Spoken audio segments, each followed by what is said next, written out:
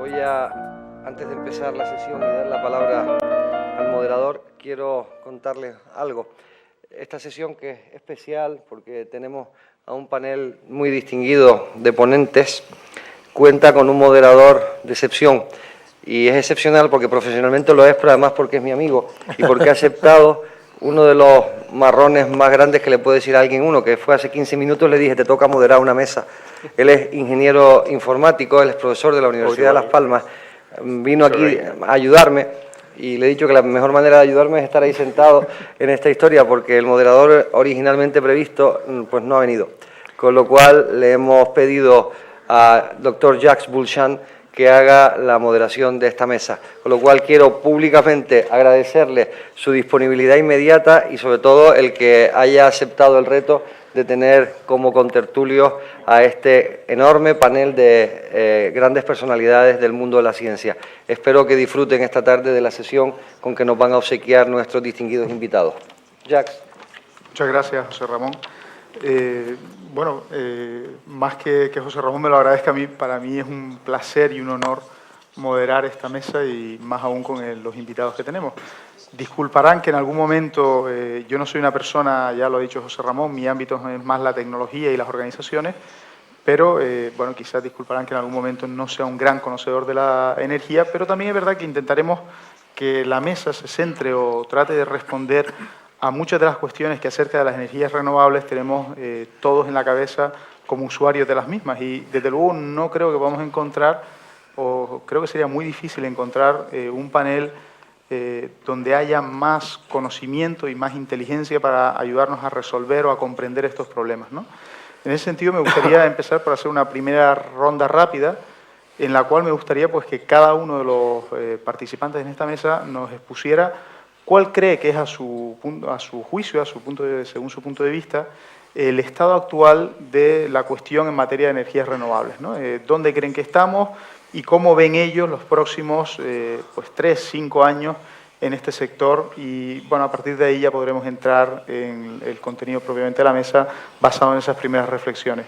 En primer lugar, me gustaría darle la palabra, un segundo, para no meter la pata, a José Manuel Páez, que es vicerrector de Relaciones Internacionales de la Universidad Politécnica de Madrid y también es responsable de una iniciativa que me parece tremendamente interesante, que es la competición Solar Decathlon Europe para el desarrollo de casas solares.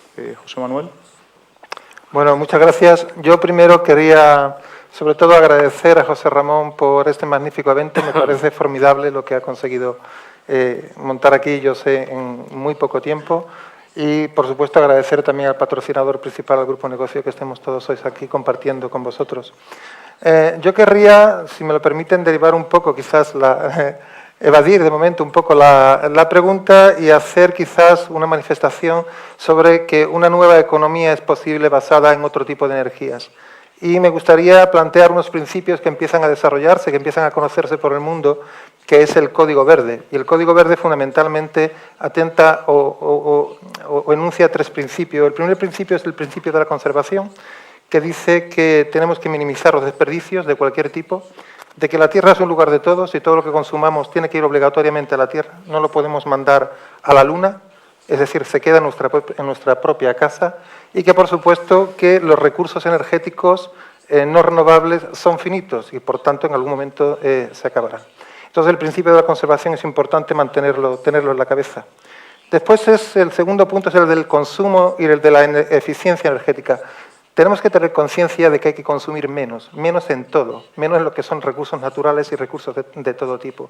Y es importante que con una conciencia de menos consumo seamos capaces de decir que el mejor vatio o el mejor kilovatio hora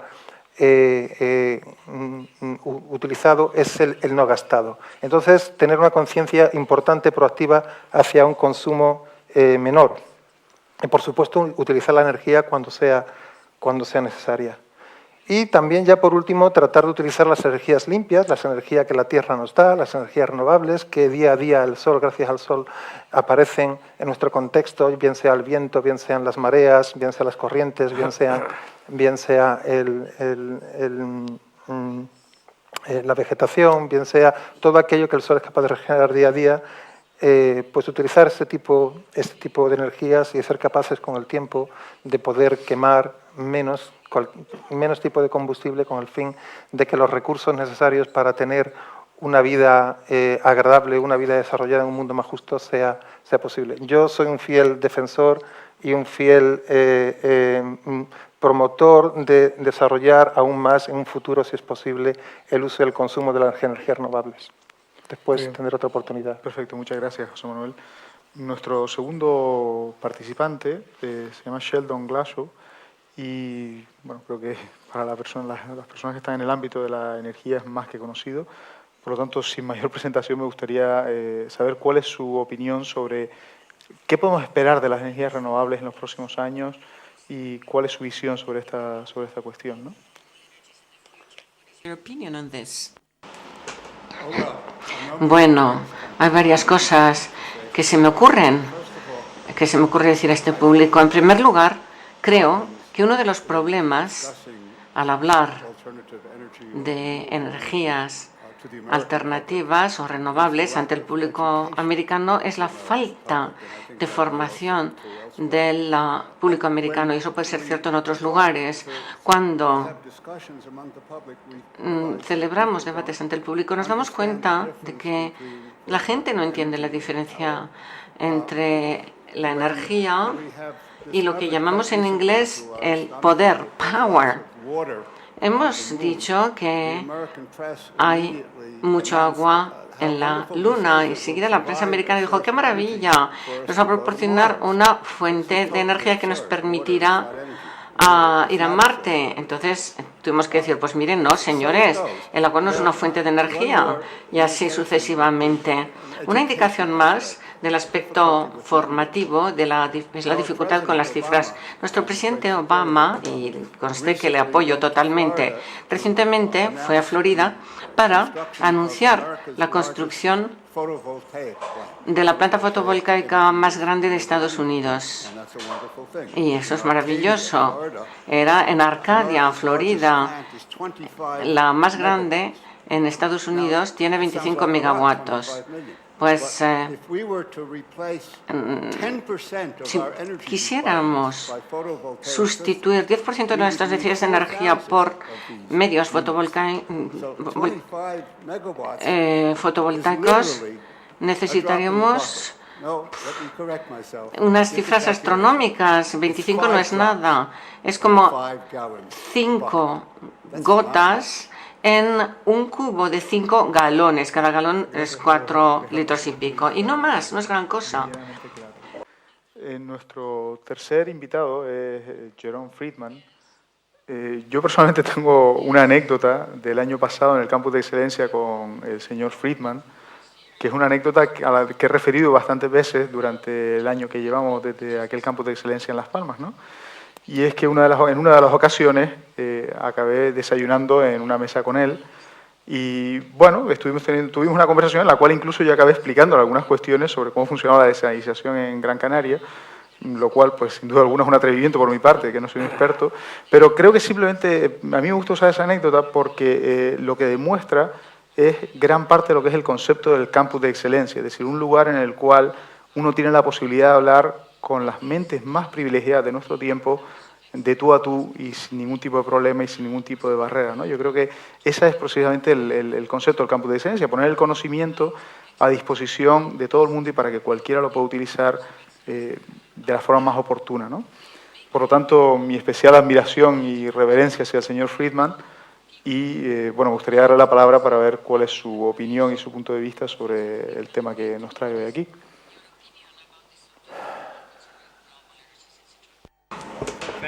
Bueno, muchas gracias por su presentación tan amable.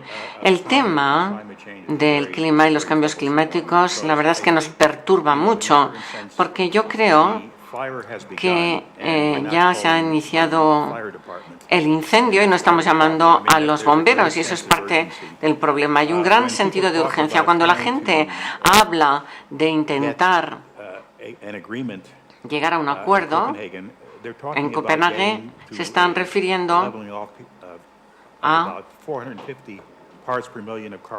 a reducir las 45 partes por millón de dióxido de carbono en la atmósfera. Muchos dicen que esto no se conseguirá con los acuerdos que probablemente se firmen.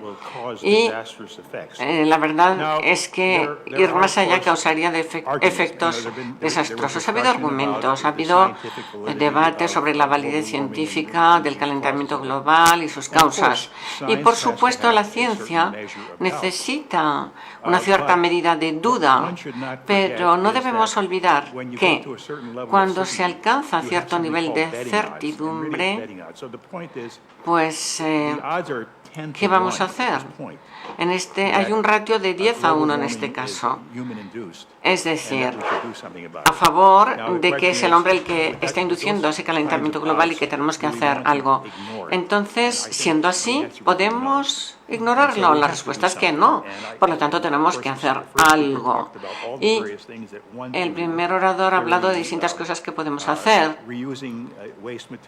Utilizar materiales de desecho, aplicar la conservación, energías renovables, todo tipo de soluciones. En varias entrevistas me han preguntado que a favor de qué estoy a favor. Y yo creo que todo sería necesario. Distintas partes del mundo utilizan distintos tipos de energías renovables.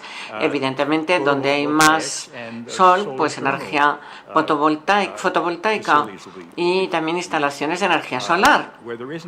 Cuando no hay mucho sol y donde no hay mucho sol y quizás sí que haya mucho viento, pues habrá que poner parques eólicos. Y después está la energía nuclear, que es un tema muy interesante, porque, como se ha dicho, evidentemente hay problemas de naturaleza política en la energía nuclear. Y como ha dicho un orador, ¿es preocupación global o guerra global? No nos interesa tener que decidir entre una de las dos cosas, sino que necesitaríamos resolver ambos problemas al mismo tiempo. Entonces, si queremos tener más energía nuclear en todo el mundo, necesitaríamos acuerdos institucionales a nivel internacional que hicieran o que se plantearan el reprocesado del combustible utilizado, la preparación de los combustibles, etcétera. No obstante, pues es peligroso y hay que tener mucho cuidado al respecto. Hay distintas soluciones posibles, tendríamos que explorarlas todas. También hoy ha habido un debate muy bueno sobre biocombustibles frente a la energía fotovoltaica o energía solar o térmica, y se ha hablado de la eficiencia de cada una de las alternativas. El orador claramente pensaba que la energía solar térmica, la energía fotovoltaica tienen una mucha mayor eficiencia en cuanto al uso de la energía solar que los biocombustibles. Estos son distintos aspectos a debatir. Y luego, por supuesto, existe una posibilidad muy a largo plazo, demasiado a largo plazo como para hablar de ello aquí, que es la posibilidad de la fusión nuclear. Si llega, y personalmente creo que llegará, pues será un problema muy difícil, porque habrá que invertir mucho dinero para llevar a cabo investigación en este tema. Pero si llega, sería una solución estupenda para poder abastecer las necesidades de una gran parte del mundo en cuanto a energía. Muchas gracias por sus opiniones sobre ese tema. David Gross, también premio Nobel, y bueno, directamente me gustaría conocer su opinión sobre la cuestión que nos trae hoy aquí.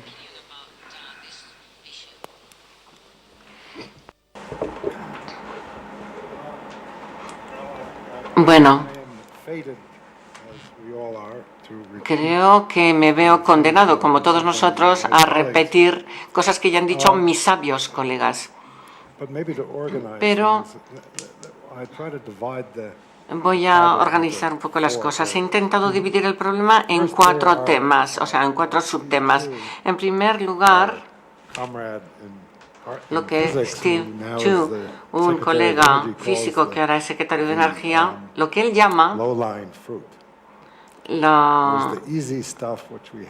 lo fácil, lo que no hemos hecho hasta ahora porque la energía, y sobre todo el petróleo, pues ha sido muy barato las instalaciones solares, un uso de nuestros recursos inteligente y una buena conservación adecuada de los mismos, no despilfarrarlos, hacer que las fábricas sean más eficientes, etc. Esto es fácil de hacer y se hará porque ahorra mucha energía y además ahorra dinero. De manera que, bueno, no cuesta nada, de hecho. Después, en segundo lugar, están las tecnologías maduras.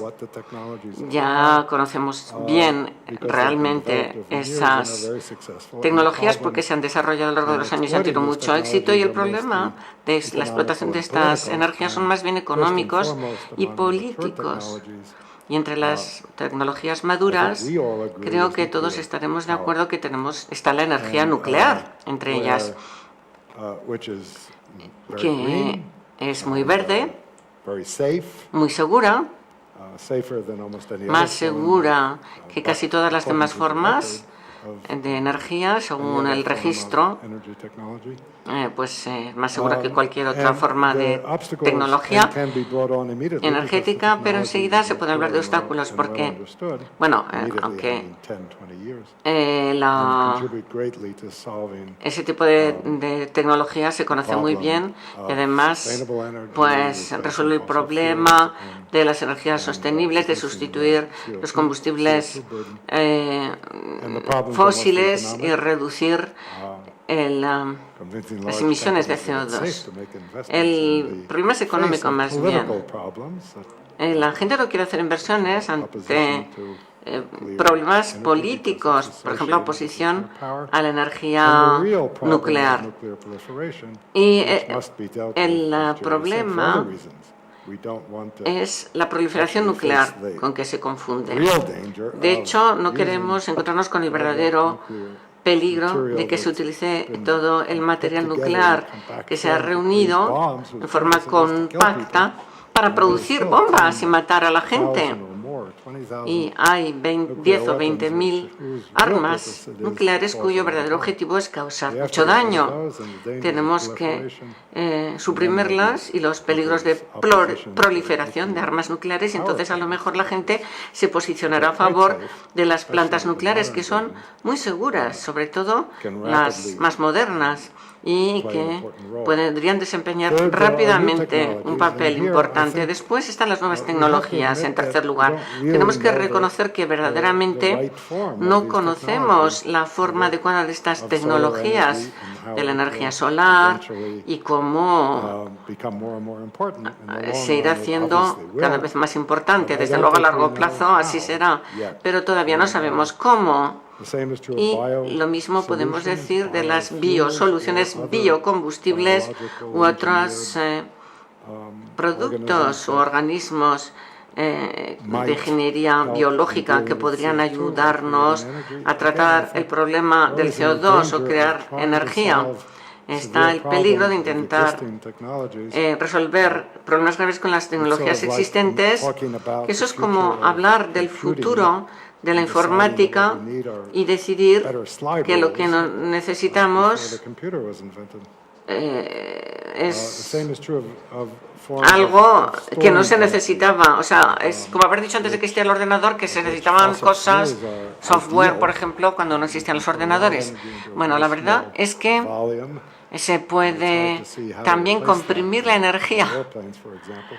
En fin, por ejemplo, en baterías es difícil saber cómo se podría hacer para los aviones. Para los coches sí, es más fácil, pero no sabemos cómo serán las baterías dentro de 10 años. Por ejemplo, a lo mejor, bueno, la verdad es que no tenemos idea de cómo serán dentro de 20 años. Entonces, lo mismo podemos decir con respecto a la fusión, que parece que está muy lejos en el futuro. En cuanto a las nuevas tecnologías, creo que es importante hablar de lo que es posible conseguir con las tecnologías existentes, pero hay que ser humildes también, en el sentido de que es dificilísimo predecir las capacidades de las tecnologías.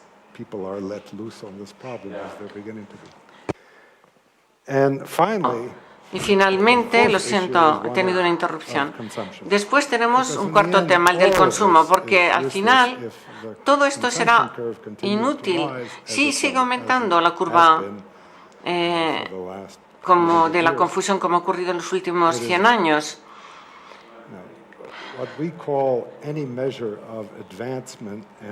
Cualquier medida de progreso y de civilización se ve siempre acompañada por un incremento del consumo de energía.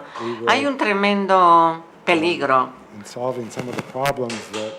el que al resolver algunos problemas relativos al uso excesivo de los combustibles renovables, pues obviamente la curva de confusión. Esto es un problema más bien económico y político. Tenemos que empezar a pensar en modelos de sociedades que no quieran llevar a cabo un crecimiento infinito, sin fin. Vivimos en un mundo en que la medida del éxito político y económico es el crecimiento. Crecimiento es necesario, crecimiento y más crecimiento. Tenemos que encontrar algún economista que me pudiera explicar cómo, o un politólogo que me explicara cómo podemos tener un gobierno estable sin un crecimiento continuo. Y si no hay una nueva calamidad como la de hoy, nos encontraremos pues a lo mejor con un crecimiento negativo. Imaginémonos una economía, una situación que tuviera a largo plazo cero crecimiento de consumo de energía. Pues estupendo. De la Universidad Politécnica de Madrid y catedrático de energía nuclear, ¿no? Emilio, ¿cuál es tu punto de vista sobre la cuestión de las energías renovables, el estado en el que estamos y qué podríamos esperar en los próximos años del sector, ¿no? Bueno, muchísimas gracias a la invitación que me ha cursado por parte del organizador, José Ramón. Y para mí, como experto en ingeniería nuclear, de lo cual llevo trabajando muchos años, y después de haber escuchado a los que me han precedido, es difícil dar una nota nueva al tema.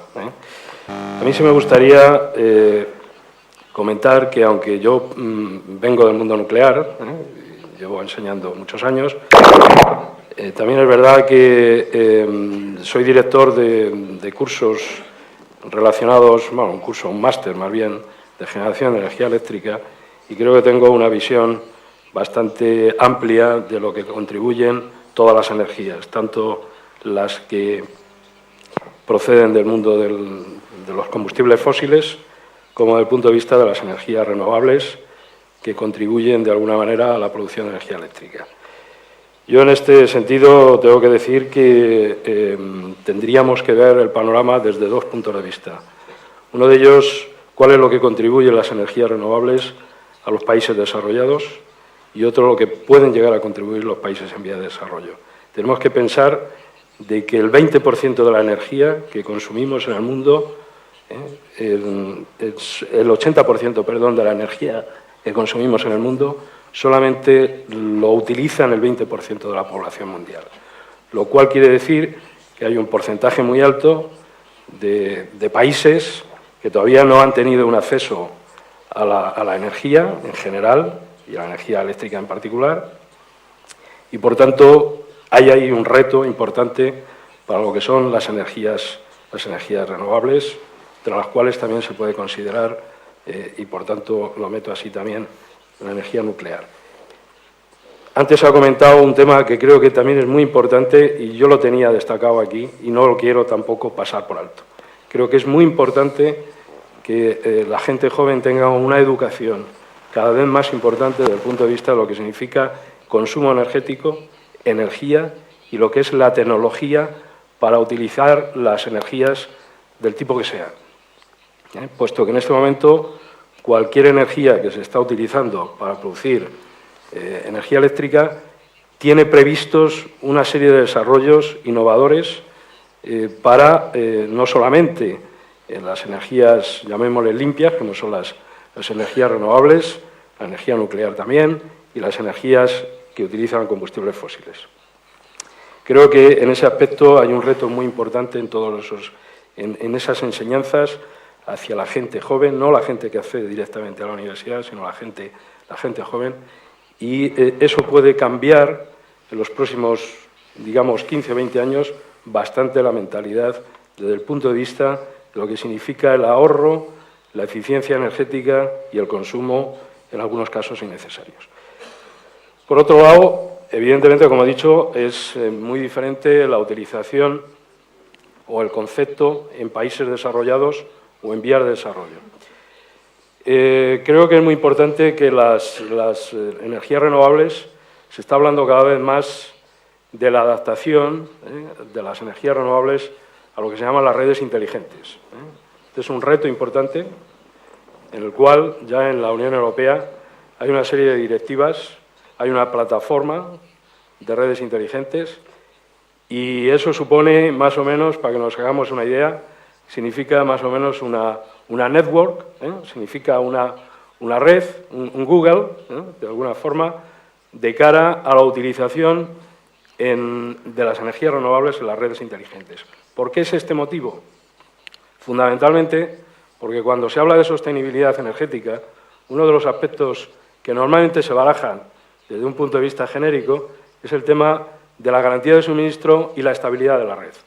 Las redes que actualmente tenemos, en algunos casos, no en todos, siempre que hay una conexión de las energías renovables, pueden llegar a producir inestabilidades tecnológicas. Y eso es un aspecto que creo que se está desarrollando, seguramente que alguno de mis colegas en la mesa conocen mucho mejor que yo. Es un tema que lo he conocido recientemente, pero creo que llevan ya una serie de años en ese tema y creo que es muy importante de cara a la implantación de las energías renovables en el aspecto. Otro de los temas que también se ha comentado, creo que es, y en eso estamos de acuerdo, en que de las energías renovables, incluyendo la energía nuclear, independientemente, y me van a decir ustedes lo del tema de los residuos radiactivos, hay un respeto al medio ambiente. Se ahorran muchas toneladas de CO2 con la utilización o la producción de energía eléctrica con energía nuclear. Tengo aquí algunos datos que en algún momento les podría dar. Otra cuestión también importante, dada la situación económica que tenemos todos los países, el renacimiento nuclear supone un aumento del número de puestos de trabajo en todos los países que de alguna manera están apostando por los mismos.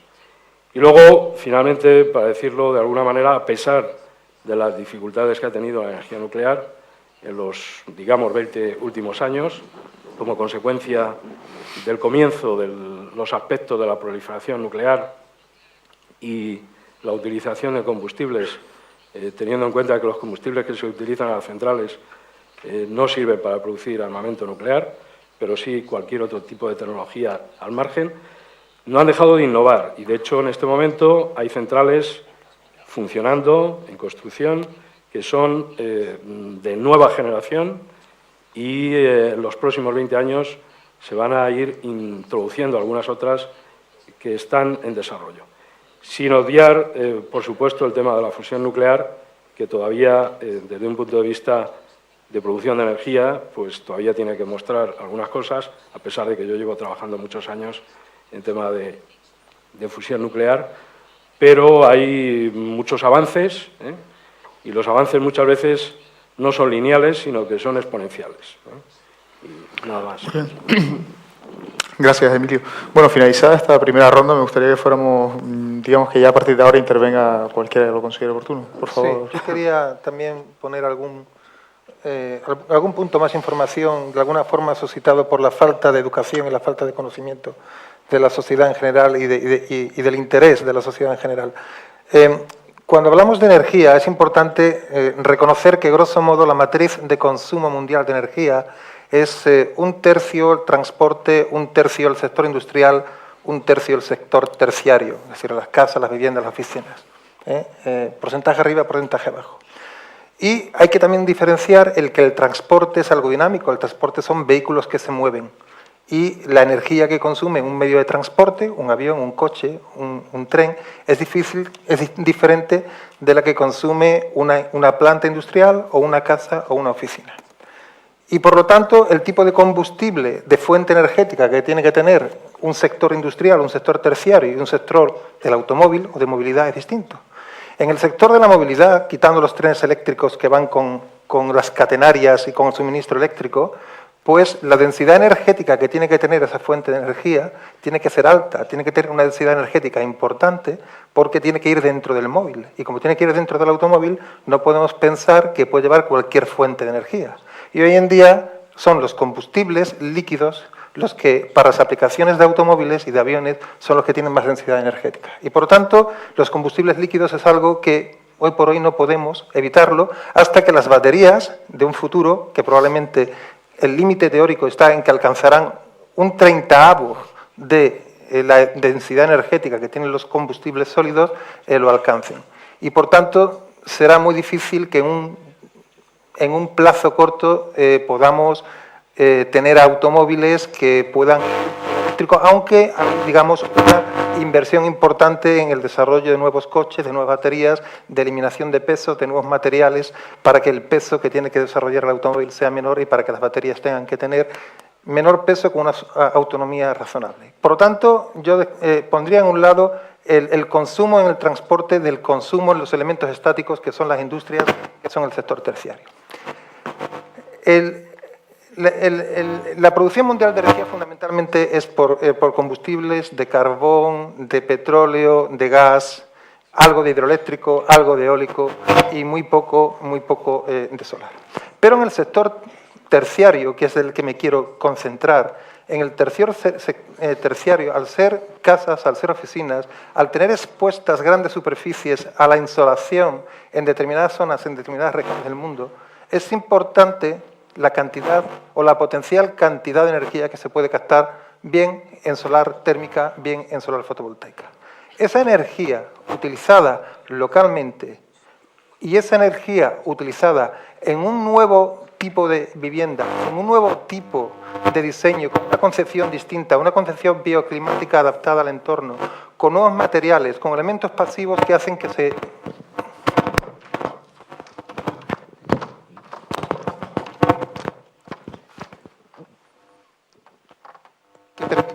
permite que se consuma menos, con elementos activos que ayudan a consumir menos, con el uso localizado y la compartición de esa energía que se genera in situ con los vecinos a través de la Smart Grid, de las redes inteligentes. Todo esto puede permitir que en un futuro no muy lejano sea posible reducir, por ejemplo, y de hecho existen pruebas y existen experiencias, el consumo que el sector terciario está teniendo hoy en más del 50 o el 70%. El 50% o el 70% de la reducción de consumo energético en el sector terciario, entendiendo que es un tercio del consumo mundial, es una cantidad brutal de energía que no se consume. Por lo tanto, la generación in situ, la microgeneración, por fuentes de energías, por ejemplo, renovables como es el sol, en zonas o en edificios de grandes superficies, con tecnologías que tienen que evolucionar aún, pero que hoy en día son suficientes para dotar la cantidad de energía o gran parte de la energía consumida en una casa media. Yo creo que es un reto que estamos hoy en día persiguiendo y que deberíamos invertir más, deberíamos poner más esfuerzo, deberíamos tener más políticas públicas para que, al menos en el sector terciario, con esa insolación recibida en el sol en algunos sectores, pudiéramos reducir el consumo y pudiéramos reducir el consumo proveniente de plantas eléctricas que están a muchos kilómetros de distancias, con unas líneas de transportes y con una distribución muy cara, con lo que las pérdidas son en la distribución.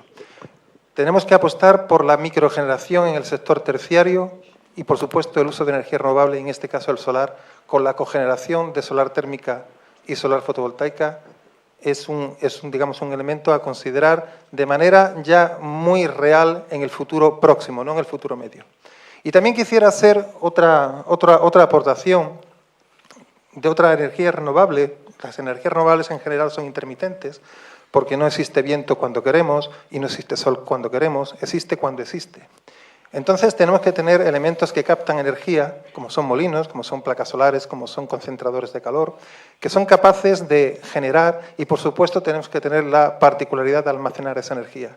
Cuando se dice que esa energía almacenada, cuando tenemos una generación intermitente, tiene que ser obligatoriamente en grandes represas con máquinas de bombeo que sean capaces de almacenar en energía potencial la energía que sobra de los generadores eólicos, también tendríamos que pensar que en un futuro el desarrollo de coches eléctricos podría ser un elemento de almacenamiento masivo si el número de coches que tenemos en nuestra casa es suficientemente grande y las baterías de los coches pueden funcionar individualmente en su conjunto como un elemento de almacenamiento relativamente barato para poder desarrollar más rápidamente y para poder dar cabida a esa energía generada y no consumida por falta de grandes unidades de almacenamiento de energía.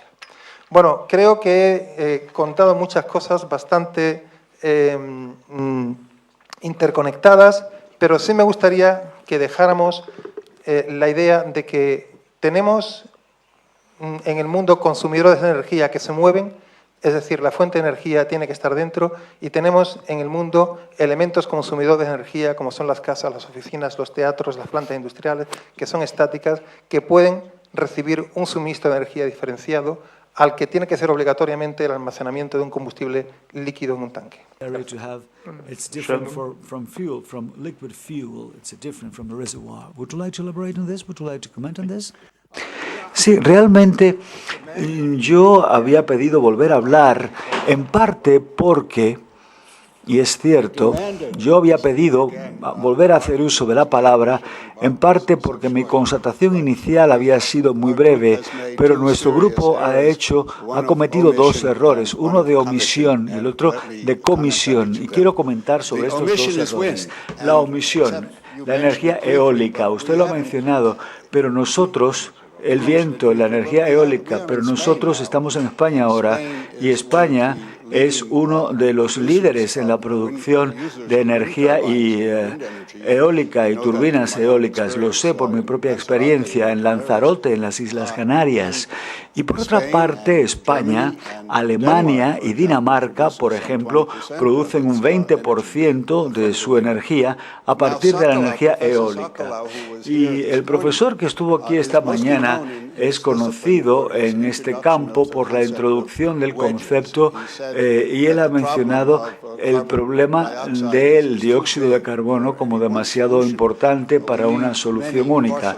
Necesitamos muchas soluciones parciales y el viento puede ser una solución parcial. La energía eólica puede dar, por ejemplo, un 10 a un 20% de la energía requerida en cualquier país, no solo en Dinamarca. Y es difícil hacerlo peor porque ha habido problemas en cuanto a almacenamiento, pero realmente hasta ahí podemos llegar. Yo quiero felicitar a España por ser la vanguardia de la energía eólica. En Norteamérica se está por detrás. Se ha hablado de algunos centros eólicos y estamos hablando de 100 megavatios de los miles de millones que se consumen en América.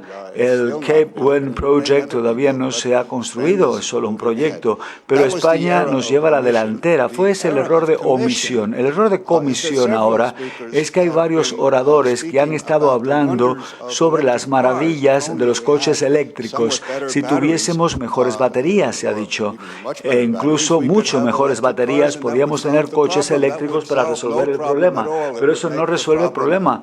Alguno lo empeora, mientras que nuestra electricidad venga del carbón y la mayor parte, el 60% viene del carbón en Norteamérica, el 20% de otros combustibles fósiles. Eso no es una solución. Tenemos que cambiar la producción, el mecanismo de producción eléctrica y apartarnos de los combustibles fósiles antes de que sea un concepto útil la introducción de coches eléctricos. Hasta entonces no tiene utilidad. Utilice los híbridos y no los coches eléctricos. Olvídese de los coches eléctricos. Me gustaría ser un poquito ingenuo durante un momento. Me han planteado ustedes durante la primera ronda de intervenciones una serie de cuestiones en las cuales creo denotar pues una cierta casi queja permanente, ¿no? Como que no hacemos suficiente, como que todavía hay mucho que se puede hacer, como que la energía todavía dependemos mucho de las fuentes pues, no renovables. Pero la verdad es que si yo analizo las cuestiones que ustedes han comentado, que han expuesto en esta primera ronda, pues han expuesto temas relativos a uso de energías renovables y parece que estamos en una vía, no hemos conseguido todo lo que deberíamos, pero parece que estamos en la vía adecuada. Se ha comentado temas como pueden ser la educación y creo que hoy en día, por lo menos en Europa, no hay ningún niño que no sepa que las luces hay que apagarlas, que tiene que estar preocupado. El tema de los coches bien eléctricos, no eléctricos, coches que consuman menos.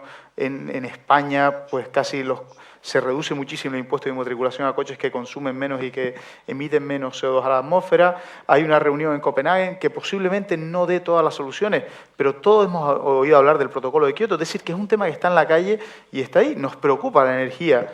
Es verdad que los políticos muchas veces no hacen la suficiente atención, pero ¿a qué le hacen la suficiente atención? O sea que no es tan terrible el mundo energético. Tenemos el tema del viento ahí. Incluso se ha mencionado Emilio, el tema de que el 80% de la población, el 20% de la población consume el 80% de la energía, pero es que también ese mismo 20% de la población consume el 80% de los alimentos. Es decir, que me refiero que lo que quiero decir es que me da la sensación, es mi sensación como usuario, que la energía como sector no se encuentra ni mucho menos peor que otros sectores. Es decir, que es un sector que al contrario ha avanzado muchísimo. Es decir, mi visión sería ingenuamente optimista. ¿La de ustedes también o me equivoco radicalmente en alguna cuestión?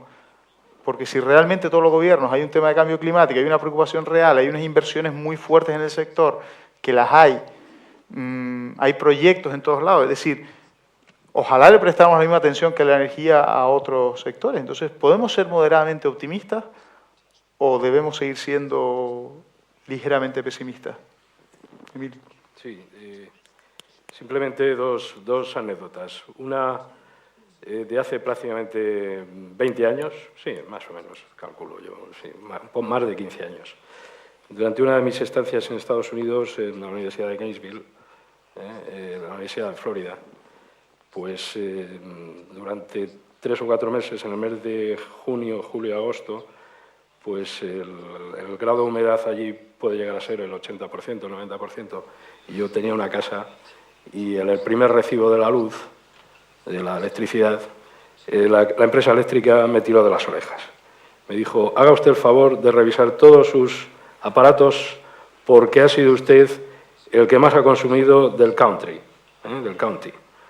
El aparato era absolutamente nuevo, lo que pasa es que yo venía de un sitio donde obviamente tenía mucho calor, tenía mucha humedad y tenía que, evidentemente, no era cerrar la ventana, ni aislarlas, ni nada, sino simplemente hacer el uso racional, poner la temperatura correcta y, evidentemente, la siguiente factura ya estaba dentro del valor medio. Eso es impensable en otros países.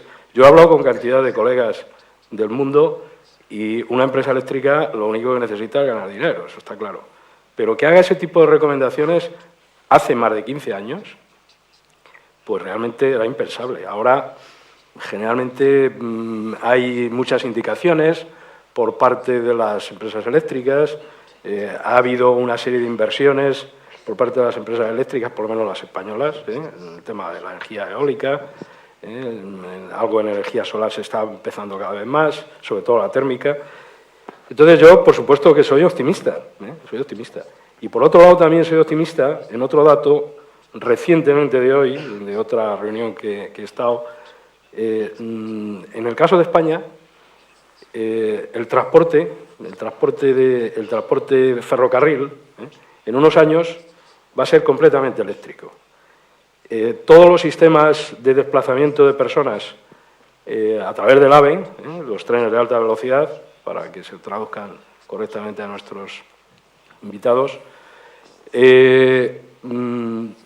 va a hacer que el transporte por avión y el consumo de fuel se reduzca bastante en nuestro país. Es decir, se va a consumir energía eléctrica, obviamente, porque todo está electrificado, pero por otro lado no va a haber esa necesidad de uso de combustibles, en este caso de combustible fósil como es el fuel. Para el mismo error, comete usted el mismo error, es el mismo error, vuelve a cometer el mismo error. Sí, ya. Por favor, hay que matizar dos cosas diferentes. Por un lado, la eficacia, la eficiencia energética, las fuentes no renovables y la sostenibilidad o durabilidad. Por esa razón es muy importante, según mi punto de vista, el desarrollar coches eléctricos. Eso es una cosa. El otro tema, el otro matiz es el calentamiento mundial y las emisiones de CO2. Y tiene usted razón, por supuesto. Construye usted una serie de plantas donde quema petróleo para producir electricidad que va luego a utilizar para cargar baterías. Pero hay que ver las dos cosas. Desarrolla baterías porque a fin de cuentas, y se ha discutido en una reunión precedente, en una sesión anterior, hay que convertir la energía solar en electricidad como la forma más eficaz de utilizar la energía del sol, y esto puede dar energía a los coches. Y queremos hacer las dos cosas a la vez, pero una cosa no excluye la otra. No hay razón para no desarrollar coches eléctricos. Y simplemente para no decir que hay que transportar el combustible líquido dentro del coche en un depósito, pero a la vez intenta encontrar otras fuentes alternativas. Yo estoy hablando de trenes. No, usted habla de coches. Estábamos hablando de trenes. ¿Quién habla de trenes? Yo he hablado de trenes. Yo le he dicho trenes. Y trenes se ha traducido del inglés. Trenes. Trenes que no reducen la impronta de carbono, porque la electricidad del tren viene del carbón que se quema para producir energía eléctrica. Bueno, depende. No, estoy diciendo precisamente que se podían producir plantas nucleares para producir electricidad para darle energía eléctrica a los trenes. Bueno, yo he dicho que se puede ser optimista, pero nosotros estamos haciendo y hacíamos buenas cosas antes de reducir las emisiones de carbono en los países en desarrollo. Pero, por otra parte, hay una gran cantidad de personas en países en desarrollo quienes quieren desarrollarse más y vivir mejor. A corto plazo tendrán que utilizar mucho combustible y tendrán que utilizar mucho combustible fósil, y es muy difícil decirles que no lo hagan, cuando básicamente los países desarrollados somos los responsables de toda la carga de CO2 que hay ahora ya en la atmósfera. Es un tema muy delicado, un tema álgido, y creo que las naciones desarrolladas tendrán que dar un ejemplo fuerte. Y yo no sé con qué fuerza puedo expresarlo, pero si tomamos el punto de vista de que todo el mundo vive en países desarrollados, donde necesitaríamos 4 planetas para que todo el mundo viviera tan bien como vivimos en los países desarrollados. Si no tenemos 4 planetas, claramente está el tema de lo que llamamos el crecimiento, y creo que ya se ha hablado de ello, y es algo que no puede tener lugar en los países desarrollados, pero que sí tiene que tener lugar en los que están en desarrollo, porque si no, no van a querer participar en la reducción del dióxido de carbono. Y el otro tema álgido es que pienso yo, tú has hablado de educación y resulta muy importante, pero yo creo que aparte de la educación hay lo que yo llamo la educación emocional. Tú puedes decirle a la gente, contarle estos hechos, y esto no penetra, esto no llega, esto no impregna totalmente. Entonces ha ocurrido cuando vimos la película que era La verdad no conveniente, de Al Gore, que tuvo esa película un impacto enorme. Los no medioambientalistas empezaron a hablar de esto. Incluso la empresa Walmart decía, somos una empresa verde. Los grandes almacenes decían que tenían un enfoque verde. Igual, bueno, no sé si se lo creían o no, pero la publicidad decía que era una empresa preocupada por el medio ambiente. Entonces, yo creo que es ahí donde tiene que entrarse a educar a la gente desde el punto de vista emocional, grandes novelas, obras escritas sobre el tema, más películas. Tenemos que implicar a la gente, que la gente se dé cuenta del problema y lo interiorice. Mucha gente con las que he hablado dice, bueno, me he empezado a preocupar por el medio ambiente después de haber visto estos vídeos de los osos polares que mueren en el Ártico. Y esto, bueno, no sería científico, pero si tomas el punto de vista de que es importante sensibilizar a la gente como tema y se basa bueno, pues hay una gran probabilidad científica. Entonces, algo hay que hacer en la sociedad, así como la educación a que usted hace referencia, Charlie. Perdón, una cosita. Sí. Si me pueden hacer llegar las preguntas del público, por Sí. favor, y así las podemos introducir en el debate. Por supuesto, estoy totalmente de acuerdo que el transporte eléctrico, si consume electricidad generada con plantas de carbón o por plantas de combustible fósil, no es una solución. Efectivamente, la generación eléctrica tiene que venir por fuentes renovables. Pero mi intervención iba más en relación con la Smart Grid, con la red inteligente. Yo lo que quería decir es que con una red inteligente, en el supuesto en que tengamos coches eléctricos enchufados en nuestras casas y sean elementos masivos de almacenamiento de energía eléctrica, puede, de alguna forma, paliar esa necesidad de encontrar grandes depósitos de almacenamiento de energía cuando se producen en intervalos intermitentes por la fuerza del viento o por la fuerza del sol. Ese es el asunto. Y además, creo que el Smart Grid es el futuro porque es la conjunción de las tecnologías de la energía y las tecnologías de la información. Hará que cualquier consumidor sepa en todo momento qué tipo de energía está consumiendo, si se puede convertir en un generador de energía a la red, si le interesa venderla, si le interesa comprarla, si le interesa almacenarla. La evolución de los coches en los últimos años con el ordenador de a bordo a todos nos ha dado un parámetro fundamental, que es el consumo de combustible a los 100 kilómetros. Y absolutamente todos queremos batir nuestro propio récord. Queremos que los próximos 100 kilómetros consumamos menos energía. Esa información que tenemos directamente en el panel nos genera la conciencia de una disminución del consumo. Y por tanto, si somos capaces de tener elementos en nuestra casa que nos informe del consumo que estamos realizando, de la capacidad de generación que podemos tener, del compartir esa energía con los vecinos y de usarla en el momento en que queremos usarla o venderla o comprarla, creo que esa conjunción, de hecho, va a elevar la conciencia del ciudadano medio y, sobre todo, va a elevar la conciencia del bolsillo medio. Y eso será bueno para que haya un decremento importante de lo que es el consumo energético en el mundo, con independencia de cuál sea su origen en la generación. Sí, yo no quería que se me entendiera mal el sustituir la electricidad por el fuel para el transporte y después usemos, evidentemente, centrales de carbón o centrales de ciclo combinado, por decirlo de alguna manera, pues obviamente estamos batiendo el círculo. Lo que yo quería decir con eso, simplemente, y me refiero fundamentalmente al caso de España, que en un momento determinado, por una razón política, se cerraron 3 centrales nucleares de 3.000 megavatios eléctricos en total. Eso ha supuesto que esas 3 centrales que se cerraron ha significado el que tengamos que haber construido centrales de ciclo combinado y eso supone una utilización de combustibles que producen CO2. Solamente quería comentar eso. Por supuesto que en el caso de España y, por tanto, también en el caso de la Unión Europea, la tendencia es que en el año 2020 el 20% de la energía que se genere, eléctrica que se genere, sea de origen renovable. El 20% en el año 20 sea de origen renovable.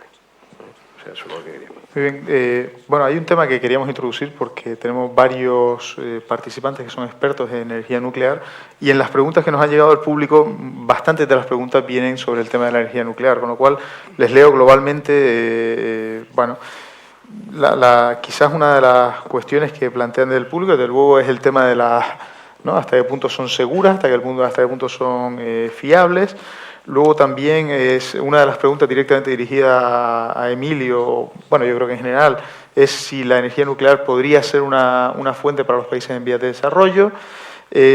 También una pregunta también dirigida a Emilio en este caso, pero bueno, creo que también al resto de participantes, es el porcentaje del coste que supone el tratamiento de los residuos nucleares. Y también por aquí incluso preguntan que por qué se considera la energía nuclear una energía renovable cuando en la actualidad la única desarrollada es la de fisión y la cantidad de uranio y plutonio que existe en el planeta es limitado. O sea que hay distintos interrogantes puestos sobre la mesa sobre la energía nuclear que además incluso ustedes mismos comentaron en la introducción, con lo cual bueno, ¿cuál es su punto de vista sobre la cuestión? ¿Hasta qué punto podemos esperar en un futuro de energía nuclear? ¿Qué riesgos ven o qué cuestiones creen que hay que transmitir adecuadamente? Porque ya hemos hablado de lo importante que es la educación y la transmisión adecuada de las cuestiones, ¿no? Si quieres empezar, Emilio. Empiezo yo.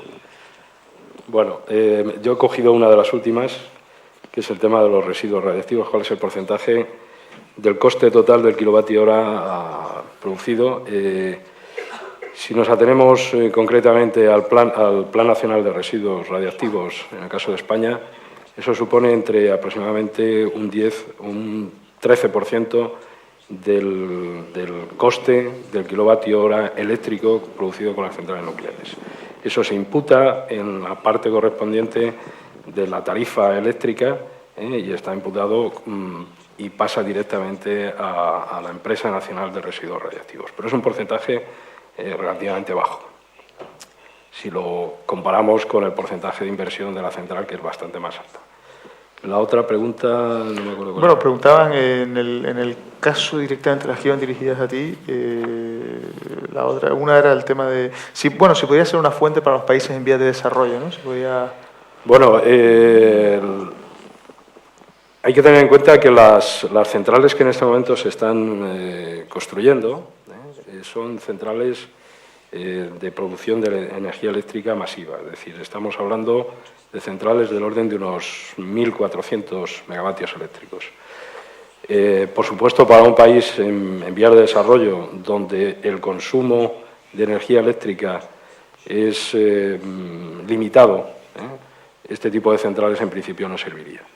Entonces, hay en desarrollo una serie de centrales, y de hecho, por ejemplo, en Sudáfrica hay un proyecto, es un reactor que se llama el Pebble Bed Modular Reactor, que es un reactor de tecnología relativamente avanzada, quiero decir relativamente porque es un concepto ciertamente antiguo, pero que ahora está desarrollándose bastante, y que son centrales más pequeñas que pueden utilizarse tanto para producción de energía eléctrica como para desalación de agua del mar, e inclusive, teniendo en cuenta que se utilizan gases a muy alta temperatura, sería posible llegar a producir hidrógeno, con lo cual estaríamos también hablando de otro vector energético, que es el hidrógeno, que no hemos hablado prácticamente nada en esta sesión. Y con este tipo de centrales, que son centrales que podrán estar disponibles seguramente en 15, 20 años, hay un desarrollo de ellas, pues sería posible utilizar, pero siempre en módulos pequeños, puesto que al no tener redes de transporte y distribución bien establecidos, pues obviamente tiene que ser en consumos más o menos localizados. Y de hecho hay, como digo, varios proyectos en desarrollo de este estilo que pueden ir creciendo modularmente a medida que se van necesitando, poniéndolos dentro del mismo emplazamiento. Mr. Ross, David, could I have your opinion on... ¿Qué nos dice usted, por favor, sobre el tema? En primer lugar, antes mi opinión sobre la energía nuclear está claramente demostrado que es segura, es demostrable. Si comparamos la historia, el registro de la energía nuclear producida por las centrales nucleares en comparación por las centrales de energía que funcionan a base de carbón. El coste, desde luego, además es mucho mayor en las centrales térmicas a base de carbón y además son mucho más peligrosas. En fin, creo que es irracional el temor que existe a causa de las centrales nucleares por la asociación que se hace con las armas nucleares. Hay países como Estados Unidos y como Rusia, hay muchos países europeos que han hecho armas utilizando los mismos procesos que se aplican pero que se controlan de manera muy segura en esas plantas nucleares, mientras que las armas han diseñado para y sirven para matar a miles de personas, incluso pueden tener potencial de destruir la Tierra. ¿Cómo podemos resolverlo? Pues como he dicho antes, ese es un problema en sí mismo, un problema muy importante para el mundo.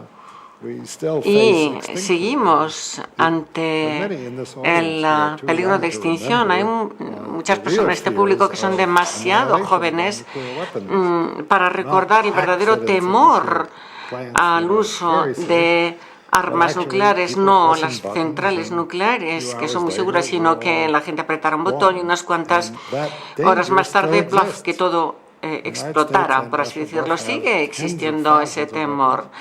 Tanto Estados Unidos como Rusia tienen decenas de millares de armas y que se pueden lanzar en el plazo de una hora y poner en marcha en una hora. Es importante para esta generación que no vive bajo la amenaza de la Guerra Fría que existen esas armas y que muchos locos por ahí, mientras existan, se pueden utilizar. Tendríamos que pedir a nuestros gobiernos que se dejaran de fabricarlas y que desapareciera esa amenaza totalmente, o por lo menos todo lo posible. Se han dado pasos, pero hace falta el apoyo del público. Y yo creo que ese problema es independiente del control de los requisitos energéticos y además esas armas constituyen una verdadera amenaza para el género humano y se debe controlar. En cuanto a la proliferación, pues también hay que detenerla. Se deben eliminar las armas nucleares porque ya no sirven de todas maneras para fines militares. Si se eliminaran esas armas nucleares, entonces podríamos apoyar la energía nuclear si se eliminaran esas armas, pero mientras se sigan considerando la energía nuclear como una fuente de poder militar y político, es difícil pensar que no vamos a encontrar con el riesgo de que los países pequeños quieran por lo menos un poquito del pastel de las armas nucleares. Y esto seguirá siendo una verdadera amenaza con o sin centrales nucleares. Tenemos que abordar estos problemas de una manera paralela.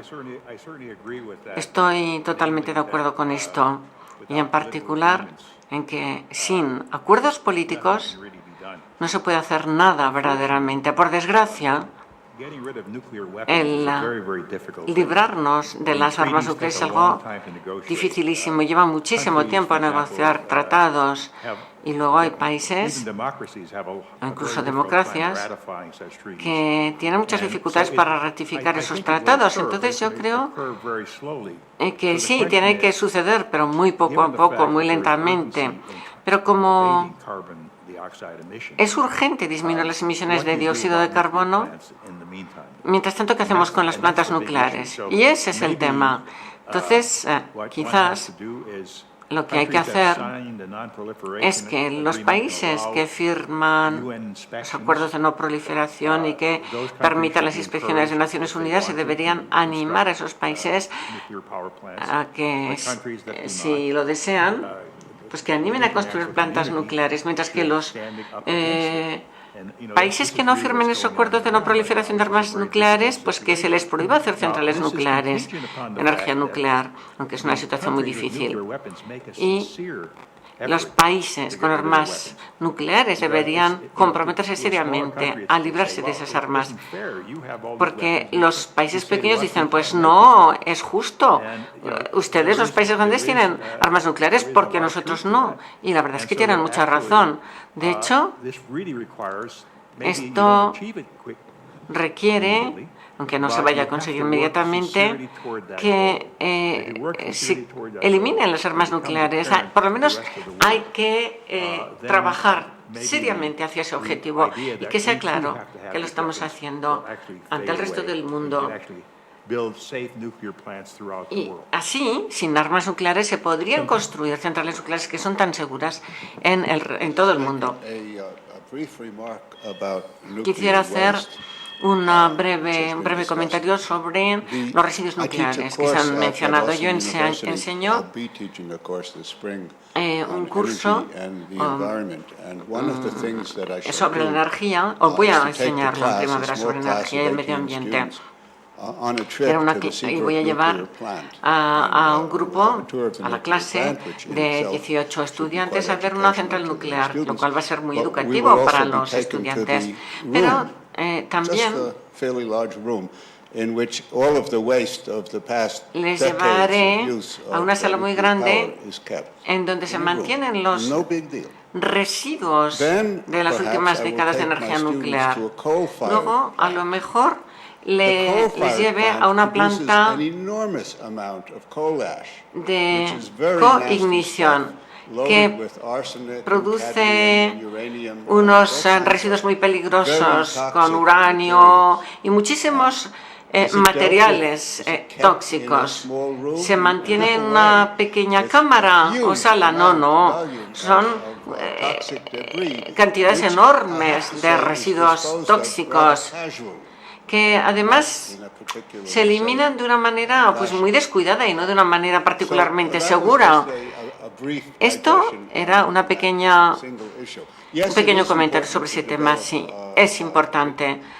Es importante pues desarrollar la energía nuclear. La energía nuclear no es renovable. La energía nuclear depende, la energía de fisión depende del uranio. Si se produjera toda la electricidad del mundo por medio de fisión nuclear, pues nos quedaríamos sin uranio en 50 años, o por lo menos el que es fácilmente extraíble, lo cual nos lleva a pensar que estaremos reprocesando, y algunos países ya lo hacen hoy en día, y el reprocesamiento proporciona uranio que proporciona 10 o hasta 50 veces más energía que las plantas que no utilizan productos de reprocesado. Se produce, por ejemplo, plutonio, con el cual se hacen fácilmente armas nucleares. Se ha hablado aquí de las armas nucleares, y ese problema, junto con la obtención de energía nuclear verdaderamente renovable, pues son dos cosas que hay que abordar. Para los políticos, esto es uno de los problemas más serios a los que se tiene que enfrentar. Antes se ha hablado de los trenes españoles. Y la verdad, debo decir que el sistema español de trenes es maravilloso. Recientemente, pues hice un viaje, el viaje de Madrid a Barcelona en AVE. Es un tren milagro, vamos. Esos trenes no solamente son cómodos, sino que ahorran muchísima energía, porque la gente, en lugar de conducir, optan por el AVE y utilizan muchísimo menos combustible para hacer ese viaje. Voy a felicitar a España, Francia, Japón, Alemania, en fin, los países que han invertido en trenes de alta velocidad, algo que mi país parece no dispuesto a hacer. Gracias. Que creo que va directamente para ti. Energía solar fotovoltaica, generación diversificada o en grandes centrales. Bueno, a mí me gustaría antes hacer una aportación a la pregunta nuclear, después contesto a esta. Yo creo que España inevitablemente, al no ser, tiene que ir con una solución de energía nuclear en el corto plazo, es decir, la matriz de generación española tiene que tener más energía nuclear, porque evidentemente somos un país que no tiene combustibles fósiles, combustibles para quemar, lo tenemos que comprar todo y inevitablemente tenemos que pasar por la solución de la energía nuclear, porque somos incapaces de generar un gran porcentaje de energía por otras fuentes que no sea la energía nuclear. Quizás en el medio plazo, corto plazo, se puedan acceder a otras fuentes de energía donde las energías renovables tengan un mayor desarrollo tecnológico y pudieran sustituirse. Pero efectivamente yo estoy totalmente de acuerdo con el profesor. Las centrales, las power plant de carbón generan residuos que están incontrolados, mientras los residuos que genera una central nuclear están perfectamente controlados y guardados. También decir un dato que no se ha dicho aquí, y es que las compañías de capital riesgo en la década de los 90 en Estados Unidos invirtieron casi 100.000 millones de dólares en desarrollar infraestructuras sobre las tecnologías de información, infraestructuras, servicios, software. La cantidad invertida por las empresas de capital riesgo hasta el año 2008, finales de 2008 en Estados Unidos, no alcanzó los 10.000 millones en las energías alternativas. Estamos todavía en un boom de crecimiento de inversión. Nos queda multiplicar por 10 la inversión que se hizo en la década de los 90 en las Information Technologies, con el fin que dentro de 10 años seamos capaces de comparar si las Energy Technologies se habrán desarrollado lo suficiente para que todo esto que estamos hablando aquí sea historia. En relación con la pregunta que me hacen si power plants, es decir, si energía eléctrica solar en plantas de concentración o diversificada en viviendas, yo diría que en ambas, porque son mucho más eficientes las power plants, las plantas de producción eléctrica por concentración, ya sean solares térmicas o solares fotovoltaicas. Efectivamente, hoy se construyen plantas de 200 250 megavatios que son fuertemente eficientes, grandemente eficientes. Incluso existen plantas solares térmicas que son capaces de almacenar el calor generado durante las horas de insolación en depósitos grandes de sol para recuperar ese calor después, para calentar agua, para mover una turbina.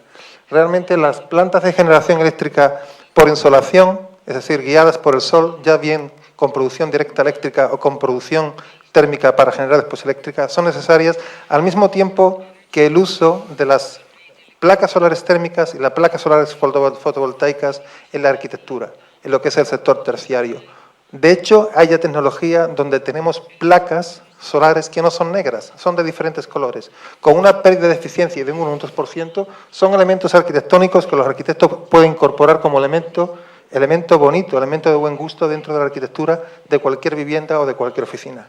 Realmente yo creo que hay que ir por ambas, porque efectivamente todos estamos sujetos a la insolación que produce el sol y efectivamente tenemos que hacer lo máximo por captar esa energía que si no lo hacemos así no la vamos a utilizar. Muy bien, muchas gracias. Estamos llegando a la parte final de la mesa. A mí me gustaría terminar con una pregunta para cada uno de los participantes. Supónganse que, que a ustedes le llama el presidente de su gobierno, sea el señor Zapatero, sea el señor Obama, y les solicita una o dos acciones concretas, implementables, reales. Hemos hablado de muchas ideas, hemos hablado de muchas cuestiones, pero ahora mismo el presidente del gobierno lo que les pide es una o dos ideas concretas que debería ser en el sector de las energías para ese camino que hemos dicho, que parece que podríamos tener un cierto optimismo, pero para andarlo a una velocidad más rápida, por lo menos para no desviarse, ¿no? ¿Cuáles serían sus propuestas concretas y ejecutables en este ámbito? Si quieres... Sí. Yo creo que habrá que invertir en infraestructura, hay que invertir en redes inteligentes capaces de distribuir la energía de una manera más sabia, de tal forma que podamos compartir energía entre vecinos y no tener que depender de power plants situadas a muchos kilómetros de los centros de consumo, con líneas de transporte y distribución con mucha pérdida energética. Yo creo que la inversión en infraestructura, con independencia de cuál sea la fuente generadora de energía eléctrica, es fundamental para poder soportar toda esa generación eléctrica que en un futuro vendrá por fuentes distintas. Por curiosidad, si yo fuera político y te preguntara cuándo empiezo a ver resultados de esa acción, ¿es una acción de corto plazo, medio plazo, muy largo plazo? Yo entiendo que eso debería estar en operación, al menos en unas grandes regiones del país, probablemente entre 5 y 10 años. En 10 años debería estar implantada la infraestructura para poder soportar toda esa gran diversidad de micro y macro generación de energía que se puede desarrollar en el país. Muy bien. Sheldon. My turn. Okay. Bien, entonces yo tengo dos cosas que podría sugerir. Lo primero que quiero sugerir es que estoy de acuerdo con usted en cuanto a la necesidad de una red inteligente, Smart Grid. Hemos visto que se ha asignado ya 300 millones de dólares en Estados Unidos para esta Smart Grid. En Europa más se utilizan las líneas de alta eficiencia, las HDC, que son mejores que las que se utilizan en Norteamérica. Y yo me pregunto por qué nosotros en América no lo hemos hecho. En segundo lugar, me gustaría decirle a mi presidente, excepto el hecho de felicitarle porque ya está apoyando el hecho de la Smart Grid, es crear 3 plantas nucleares cada año durante 30 años. Tan sencillo como esto, construir 3 plantas nucleares al año durante 30 años. Si yo tuviera que dar un consejo, en primer lugar, me gustaría dar el siguiente consejo. One of the problems about Los problemas a la hora de establecer este sistema en cuanto a energía fotovoltaica son lo costosos que resultan los paneles solares. Muchas compañías no quieren invertir tanto dinero inicialmente para la energía fotovoltaica porque el precio del petróleo puede bajar, piensan estas empresas, y la inversión entonces no sería buena.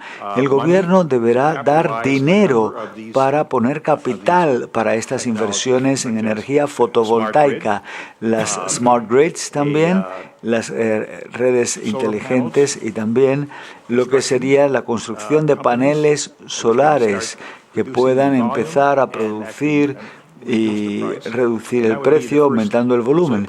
Esto sería lo primero, mucho dinero inicialmente invertido esperando un retorno en el tiempo, pero alguien tiene que empezar el proceso, ya sea introduciendo estas nuevas tecnologías, porque si lo dejamos al mercado, el mercado es demasiado lento. En segundo lugar, lo que quisiera decir es que habría que invertir en tecnología de segunda generación, en el sentido que hay que invertir en investigación. Necesitamos mejorar en todo ello y sin que el gobierno invierta dinero en estos recursos necesarios, nunca llegaríamos a ello. Estas son las dos sugerencias que quiero hacer. Gracias.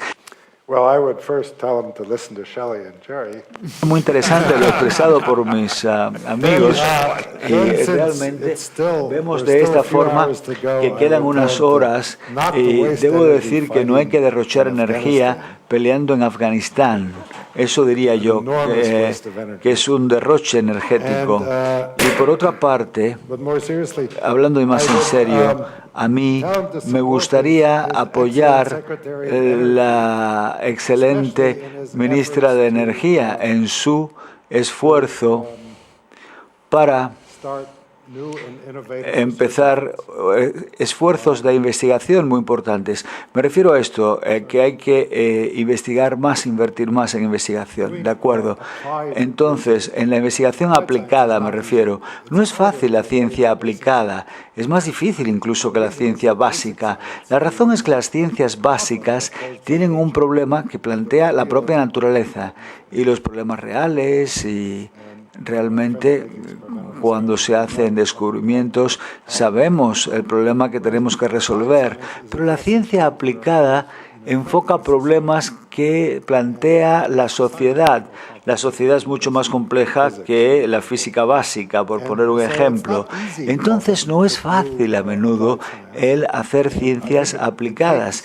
Y yo creo, por tanto, que tenemos que buscar mejores formas para organizar no solo el dinero, que es necesario, claro está, sino mejor forma de organizar los esfuerzos de investigación en ciencias para llegar a la innovación necesaria y a las nuevas tecnologías de segunda generación que nos darán finalmente no una solución, porque la ciencia no resuelve el problema de la sociedad, simplemente da los medios, pero nos da nuevas herramientas, por tanto, que nos van a permitir hacer cosas que hasta ahora no hemos podido hacer o ni siquiera hemos podido imaginar. Gracias. Si tuviera que hablar con mi presidente sería difícil transmitirle lo que voy a decir. En primer lugar, yo soy un ferviente defensor de todas las energías que son limpias. En segundo lugar, que un país que quiere avanzar tecnológicamente, un país desarrollado que se supone que es España, necesita tener tecnología, necesita tener energía. Y la energía debe tener también un suministro asegurado. Y ese suministro asegurado, sin producción de gases de efecto invernadero, pues obviamente nos llevaría a contemplar no solamente las energías renovables en el proceso creciente que tenga que ser necesario, sino también la energía nuclear. En el momento que estamos económicamente, necesita tener un soporte de las energías que en este momento producen energía eléctrica, en este caso, con un coste menor que las otras, que otro tipo de centrales. Y ya para terminar me van a permitir, afortunadamente tenía aquí unas cosas, yo no le podría decir nada al presidente Obama porque no es mi presidente, pero sí le diría a nuestro presidente unas palabras del presidente Obama, que a lo mejor las entiende mejor que las que yo se lo diga. Y me van a permitir que se lo diga en inglés. Esto lo dijo hace el día 15 de octubre del 2009 en el New Orleans Town Meeting. Y dice así: No hay razón alguna por la que tecnológicamente no podamos utilizar la energía nuclear de una forma segura, de una forma eficaz. Ya lo hace Japón, ya lo hace Francia y no tiene emisiones de gas. Y sería estúpido el no hacer nosotros lo que hacen otros en una forma más eficaz. Entiendo entonces que tu propuesta sería también apostar por Mi propuesta sería... ¿Tu propuesta de acción para el presidente Zapatero cuál sería? Mi propuesta que entienda que realmente la energía nuclear aporta una cantidad de energía importante con unas horas de operación prácticamente cercanas al 90%, es decir, que son energías que garantizan el suministro y que la industria necesita tener esa garantía de suministro. Es decir, otra cosa somos los usuarios que podemos utilizar el ahorro de energía, las energías renovables de alguna manera, independientemente de las grandes instalaciones, pero para tener, digamos, un soporte como industria, porque España es un país que produce, pues si ustedes no lo saben, unos ingenieros fabulosos. No vamos a decir ese señor y yo que somos de la Politécnica, pero unos ingenieros fabulosos. Pero no tenemos tecnología. Y para tener tecnología necesitamos energía. Y por tanto hay que decírselo como tal al presidente del gobierno. Yo querría decir una cosa, si vamos a terminar. A mí me gustaría felicitar al gobierno Obama por tener un ministerio de energía y tener al frente del ministerio a una persona como Steve Chu, que es Premio Nobel de Física de los años 90 y tanto, una persona totalmente cercana, capaz de escucharte, con las ideas muy claras y que creo que va a revolucionar la próxima década de desarrollo de las tecnologías de la energía en Estados Unidos. Muy bien, si no hay ninguna otra aportación, creo que las 4 propuestas que se han dicho, que si las he recogido correctamente, una sería apostar por el Smart Grid en el ámbito de la energía. La segunda sería apostar decididamente por la energía nuclear, con una propuesta concreta de desarrollar, si no entendí mal, 3 plantas nucleares durante los próximos 30 años, ¿no? No entendí incorrectamente, ¿no? Sí, cada uno durante los próximos 30 años, o sea, 90 plantas en 30 años, ¿no?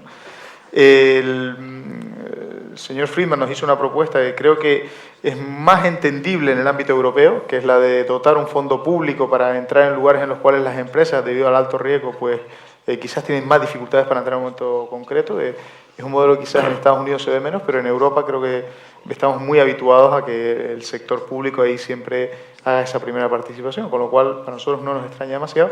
Y la cuarta, que creo que han mencionado varios de ustedes, es la apuesta decidida por la investigación y por estar ya pensando en el futuro de 10 años, 15 años, 20 años.